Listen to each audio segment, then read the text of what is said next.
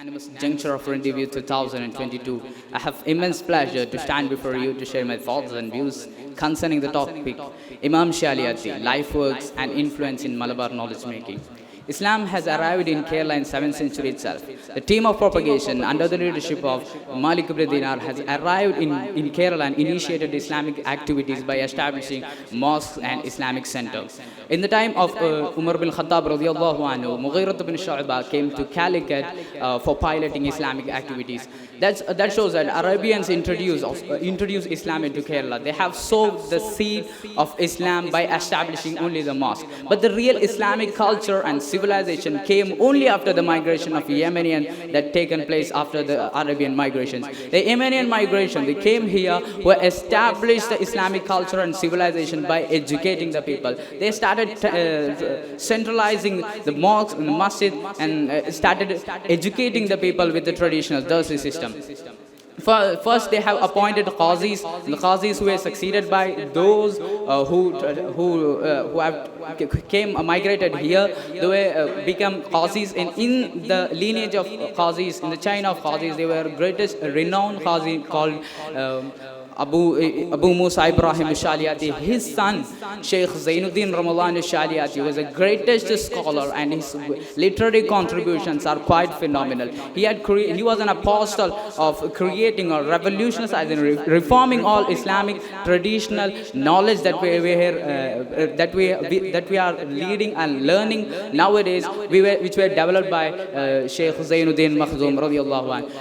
First, the Islamic knowledge syllabus that we learn today in traditional forms, that were first developed by Sheikh Fakhruddin Shaliati, and abstracting from the core elements of Islamic studies, and later that it was completely reformed by Sheikh Zainuddin Ramadan Shaliati. That led to a revolutionary changes in Malabar knowledge making. First, he had formulated the syllabus by abstracting the core elements, by abstracting the core subjects from the literature, from the philosophy, from the method, and other Islamic traditional and disciplines. By that, he had created an Islamic knowledge system, and his literary contribution changed everything in surrounding him.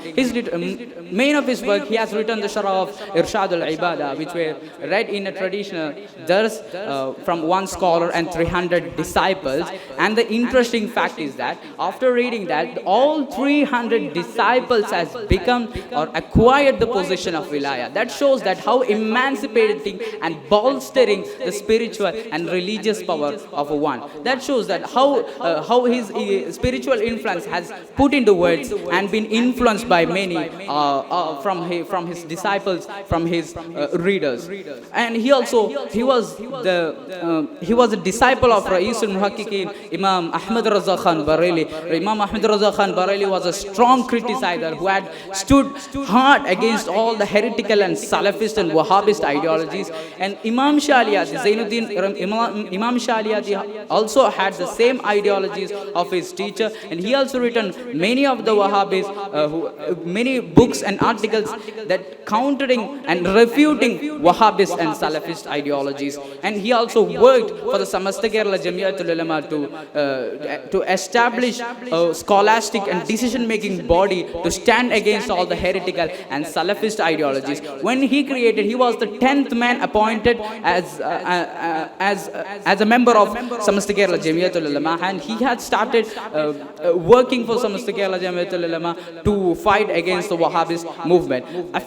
At that time, he was a mufti, he was a grand mufti, giving fatwas against all sociological causes or social causes and political instabilities that happens in the society. He has given many fatwa on it, and he was a mufti of in Nizam's dynasty. He also reformed the Jamia Nizamiya syllabus. He became professor at Vellore Baqiyat Salihat. Likewise, his life influential work quite interesting and have many to study. His fatwas, main controversy during his period was a Qibla matter. That people who have belonged to the west coastal areas, they would have direction for the Qibla. He has given correct direction for the Qibla by his fatwas. By saying this, I conclude. Wa akhir da'wana alhamdulillahi rabbil alamin. Assalamu alaikum wa rahmatullah.